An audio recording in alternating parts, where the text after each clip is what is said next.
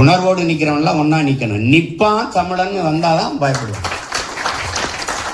அவன் நமக்கு கொடுக்க கூடாது நிற்கும் போது நீ கொடுத்தே திரும்ப நீ கட்டவே கூடாதுன்னு நம்ம நிக்க முடியாது.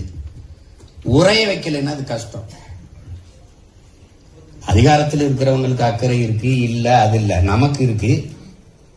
ஐயா சொல்ற மாதிரி வேளாண்மைக்கு மட்டும் இல்ல, குடிக்க தண்ணி இருக்காது. பருவநிலை ஆய்வாளர்கள் சொல்றதை பார்த்தா இவ்வாண்டு பருவமழை பொய்க்கும் குறையும். இப்ப வறட்சி, பெரும் வெள்ளத்தை தாங்கிடலாம், வறட்சி எப்படி தாங்கி போறது? குடிக்க தண்ணி இல்லாம எப்படி போறது?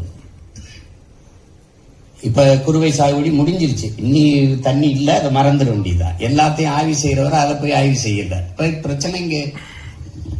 அப்ப நம்ம ஒன்றிணைந்த வலிமையான போராட்டங்களின் வாயிலாக தான் நமது உரிமையை நம்ம பாதுகாக்க முடியும். நமக்கு இருக்கிற சிக்கல் ஒரே ரேஷன் கார்டு, ஒரே கல்விக் கொள்கை, ஒரே தேர்தல், ஒரே வரி எல்லாம் இருக்கு. ஆனா தண்ணி மட்டும் அந்தந்த மாநிலத்துக்கு. நம்முடைய வளங்களை எடுத்துக்கங்க, நெய்வேலி பழுப்பு நிலக்கரி எல்லாருக்கும், நரிமணம் பெட்ரோல் எல்லாருக்கும், மீத்தேன் ஈத்தேன் எல்லாருக்கும், அணு உலை மின்சாரம் எல்லாருக்கும், அடல் புனல் மின்சாரம் எல்லாருக்கும்.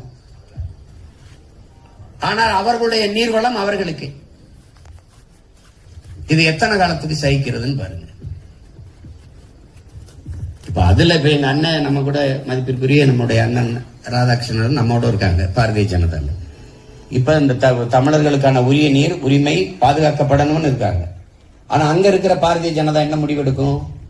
கர்நாடக மக்களின் நலனை தான் பேசும். அந்த மாநிலம் என்று வருகிற போது இந்திய இறையாண்மை ஒருமைப்பாடு பேசுகிற நாட்டு கட்சிகள் கர்நாடக மக்களின் நலனையே பேசும். அப்போ அருகில் இருக்கிற ஒரு தேசிய மக்களின் உரிமையை அற்ப தேர்தல் வெற்றிக்காக லாபத்திற்காக பறிகொடுக்க அவர்கள் தயாராக இருக்கிறார். இப்ப காங்கிரஸ் தண்ணி கொடுக்கணும்னா அடுத்த தேர்தலில் தோக்கும், பாரதிய ஜனதா கொடுக்கணும்னு பேசினா தோக்கும். அதனால அவன் அந்த தேர்தல் தோல்விக்காக பயந்துட்டு அந்த மண்ணின் மக்களின் உரிமைக்கு தான் நிற்பான். மற்றவர்களை பற்றி நம்ம கவலைப்படாது. நமக்கு இந்த மண்ணும் மக்களும் மக்களின் நலனும் உரிமையும் தான் முக்கியம்ங்கிற போது